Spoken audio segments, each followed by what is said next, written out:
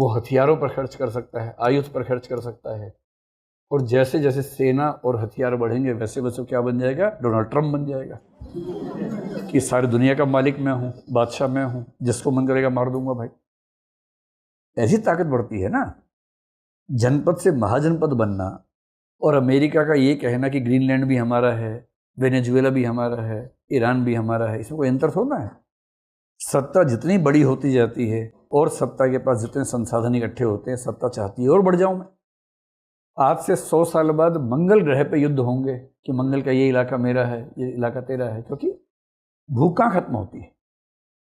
और उस तरह से उस समय राजा बड़े हो रहे हैं, ताकतवर हो रहे हैं और उनके बीच में संघर्ष दिख रहा है। और महाजनपद के समय में एक नया सा ट्रेंड है हमारे पॉलिटिकल सिस्टम का, जिसका असर याद रखिएगा। ये महाजनपदों का छोटा सा एक नक्शा है, आप लोग तो जानते ही हैं, कहने की बात ही नहीं है। ये जो है हमारा उत्तर भारत है।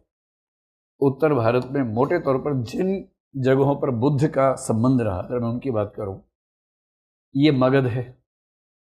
मगध में कौन था राजा उस समय? बिंबिसार था, है ना, जिसका बेटा अजातशत्रु होगा, जो अपने बाप को ही मार देगा, है ना। ये जो वज्जी है, वज्जी की राजधानी थी वैशाली। अगर आप पटना से जाएंगे थोड़ा सा हाजीपुर की तरफ बढ़ेंगे आगे तो वैशाली आज भी आता है, वो वैशाली है। वो वज्जी जो था गणतंत्र, उसका इलाका था।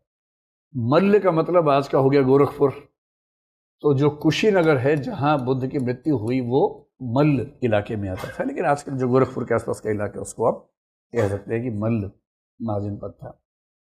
कोसल महाजनपद का मतलब, कोसल तो कौशल्या का इलाका, अयोध्या, अयोध्या उसके केंद्र में है। लेकिन उस समय जो कोसल था उसकी राजधानी कौन सा शहर था? श्रावस्ती थी। तो श्रावस्ती या सावत्थी बोलते थे पाली भाषा में।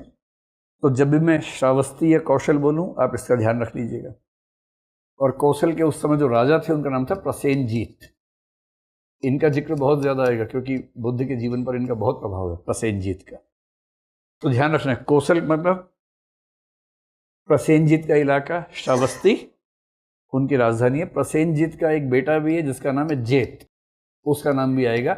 जेतवन सुना है कभी आप लोगों ने? तो जेतवन किसका था? बेसिकली जेत का था, यहां से बना है। तो प्रसन्नजीत का बेटा जेत, जिसका जिक्र कहानी के दूसरे हिस्से में आएगा।